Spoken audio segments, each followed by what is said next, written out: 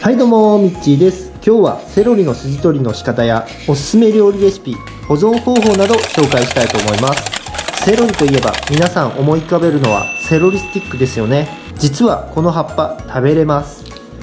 ここを食べられることを知らない人が結構いるみたいなので、私のおすすめするレシピを説明しながら料理していきますので、ぜひ最後までご視聴お願いします。それでは早速作っていきましょう。セロリの下ごしらえ、端を切り落とします。1本ずつに分けます。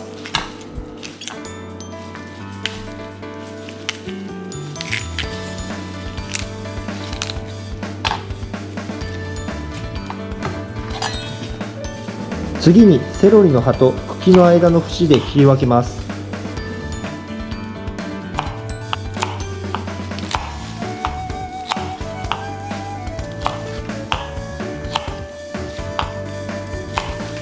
次に葉の部分の茎の太い部分も切り分けます。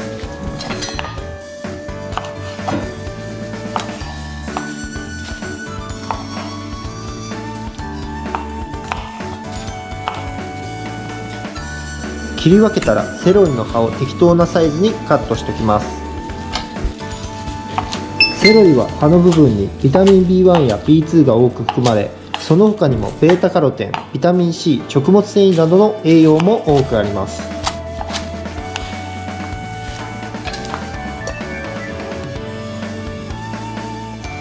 セロリの筋取り、葉がついてた方から根元に向けて筋を削ぐように少し切れ目を入れて、筋をしっかりと持ち引きながら取ります。硬い筋なら切れずに取れます。取れずに途中で切れる場合は食べられる柔らかさなので気にしなくて大丈夫です。これを繰り返します。茎の表面の太くて硬い筋は煮たり炒めたりしても柔らかくなりません。残したまま調理してしまうと歯触りが台無しになってしまうので、先に取り除くことにより美味しく食べれます。茎や葉に含まれているアピンやセネリンの香りには気持ちを落ち着けてくれる効果があるとされ、イライラ軽減効果も期待できるそうです。このコロナ禍のストレスが溜まりやすくなっている日常では積極的に摂りたい野菜の一つです。めんどくさいと思った方はピーラーでやっても大丈夫です。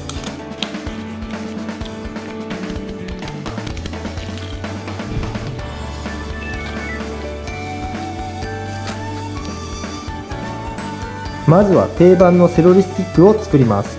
ディップソースは手作りマヨネーズにしましょう。用意する材料はこちら。卵2個、酢小さじ1、塩小さじ1/2、オリーブオイル 50cc、セロリ 100g、胡椒少々。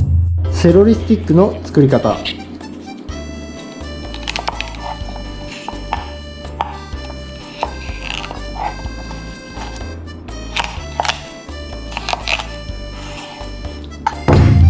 自家製マヨネーズの作り方。卵を割り卵黄をボウルに入れます。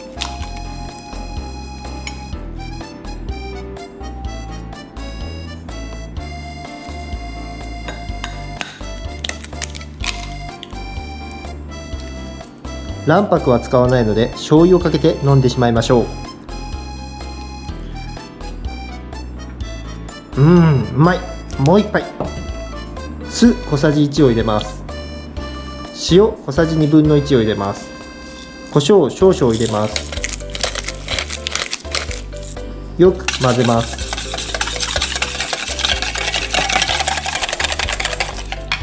ある程度混ぜたらオリーブオイルを少量入れて混ぜます。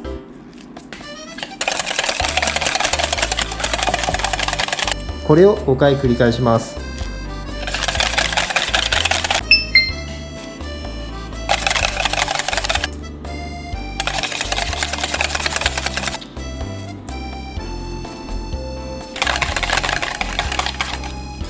これぐらいになれば OK です。保存期間は冷蔵庫で7日ぐらいを目安にしてください。器に入れて自家製マヨネーズのディップソースの出来上がりです。これでセロリスティックの準備は終わりです。次は私おすすめのセロリの葉を使ったレシピです。用意する材料はこちら。食パン2枚、セロリの葉 40g、ツナフレーク 70g、バター 10g、自家製マヨネーズ 40g です。セロリハツナサンドの作り方。パンを焼きます。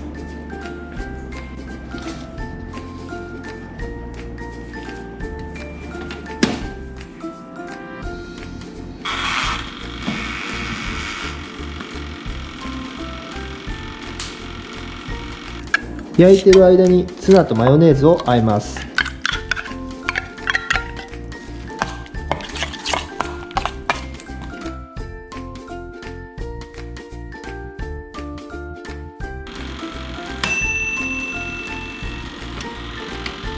パンが焼けたらバター 10g を塗ります。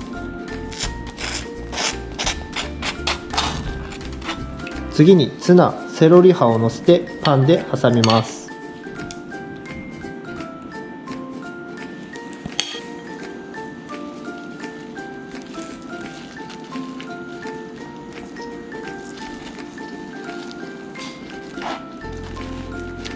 カットします。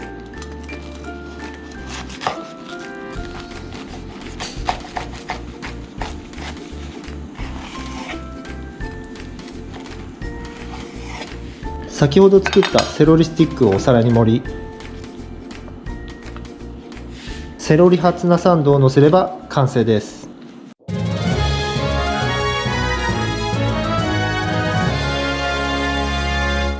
もう一品作りますので、引き続きご視聴お願いします。チャンネル登録まだの方は、ぜひこの機会にお願いします。用意する材料はこちら。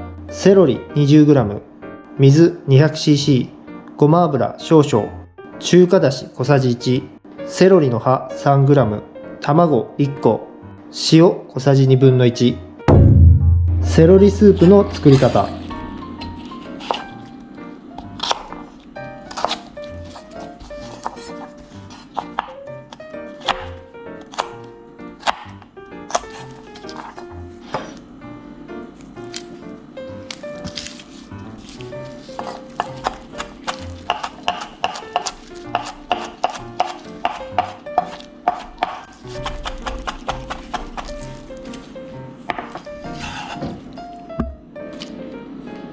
火をつけます。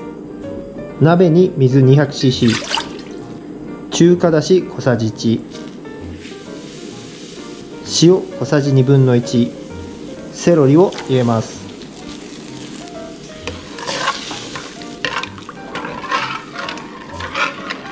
沸騰したら溶き卵を入れ火を止めます。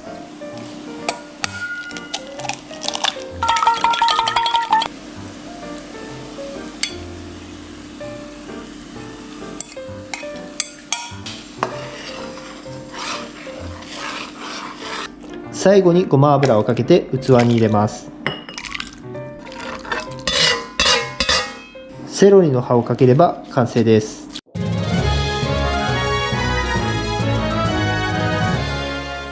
保存方法。葉と茎を切り離して冷蔵庫で保管します。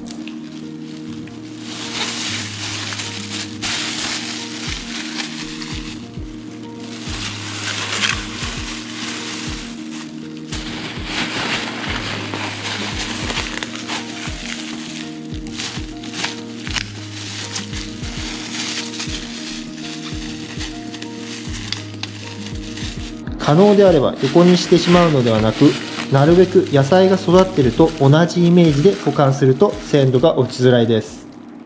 はい、ということで出来上がりました。早速味見をしたいと思います。セロリスティックからいただきます。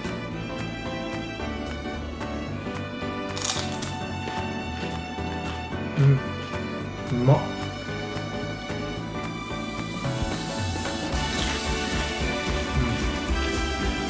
手作りマヨが今好き。次は私がおすすめするセロリ葉ツナサンドです。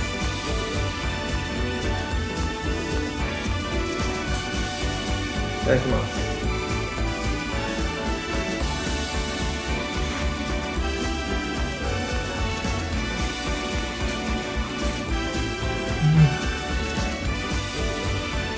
うまい。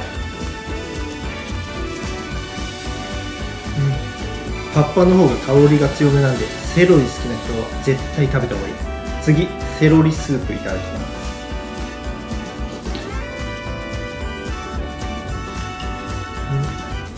落ち着く。はい、ってことで今日のレシピはいかがでしたでしょうか。いいと思ったら高評価、ぜひチャンネル登録もお願いします。それでは次の動画でお会いしましょう。またね。